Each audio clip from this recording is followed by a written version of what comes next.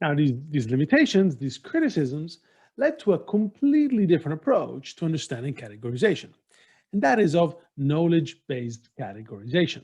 The idea is that we rely on on a broad knowledge base and on intuitive theories about how the world works to explain why a certain item is part of a certain category.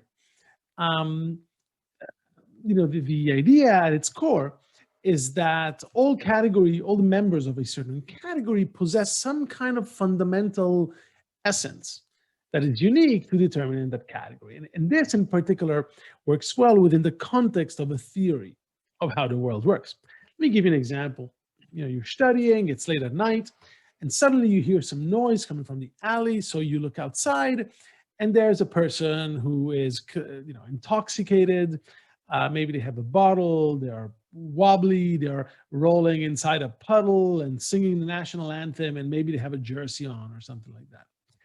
Um, and then you look at them and you say, wow, that person's drunk. So you've categorized that person as a drunk. Of course, it could have been that in your mind, you have a list of things that it takes to be drunk, and probably, um, smelly breath, a wobbly walk, rolling in puddles, singing the national anthem very poorly, um, not walking straight, maybe having a sports jersey on. I don't know.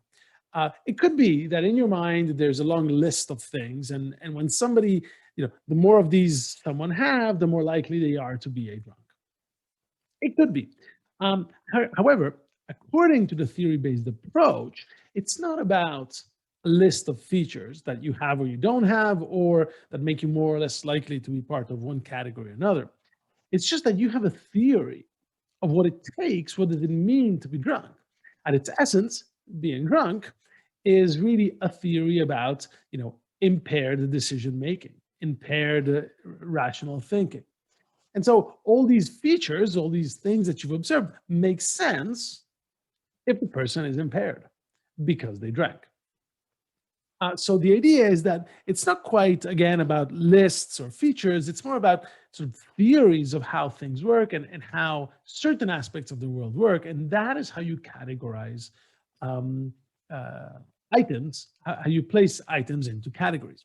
So in this sense, also, it's worth noting that because you don't really have, a list of explicit features, this type of category membership, or at least the sort of what would be the features that make an item a component of one category or another, are implicit in this sense. Now, one piece of evidence in favor of this theory was presented by Murphy and Alopina. So what they did is something very similar to the random dot pattern experiment and the diggers versus builders experiment, except here they were having participants learn how to categorize buildings. Now, the clever manipulation is that sometimes buildings had sets of features that made sense together, and other times the features didn't really make sense together. So in one case, so the one where it makes sense could be that a building, has really thick windows, is red, divers live there, it's underwater, and you get there by submarine. And so these might be the sort of the features of one type of building. And participants could learn this type of building pretty well. So you could then show them a new type of building, and it would be easy for them to learn the category and then tell if a new exemplar is part of the category or not. Other times, however, the features wouldn't really come together in any, wouldn't really make sense.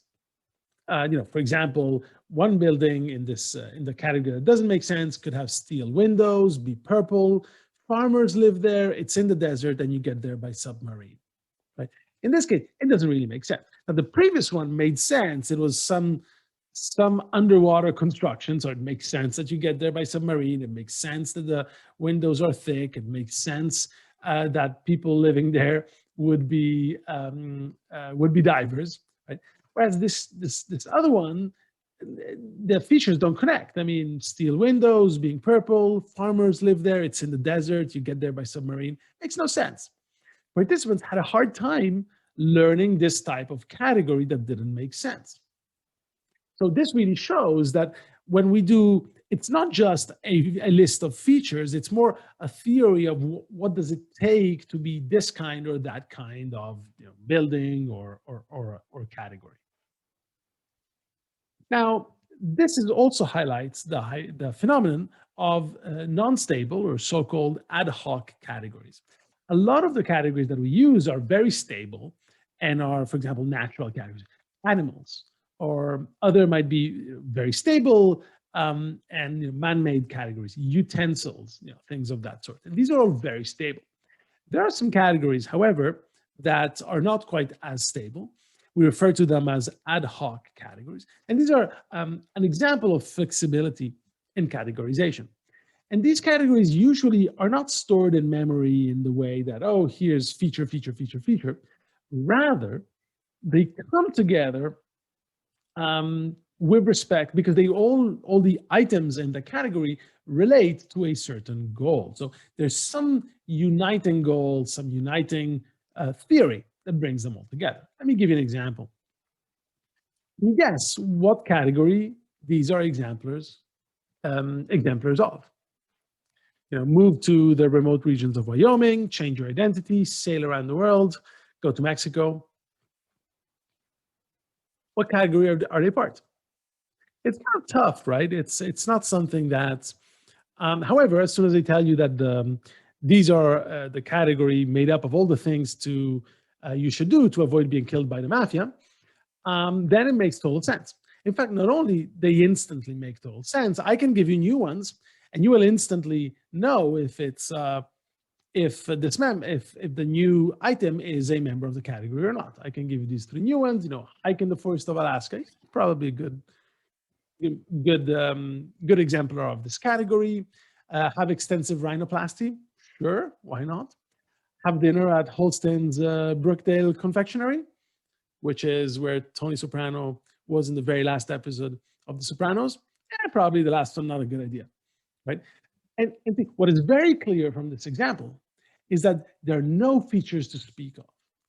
It's hard to put these items that are part of this category together and say, oh, this is a feature and that is a feature and this other one is a feature.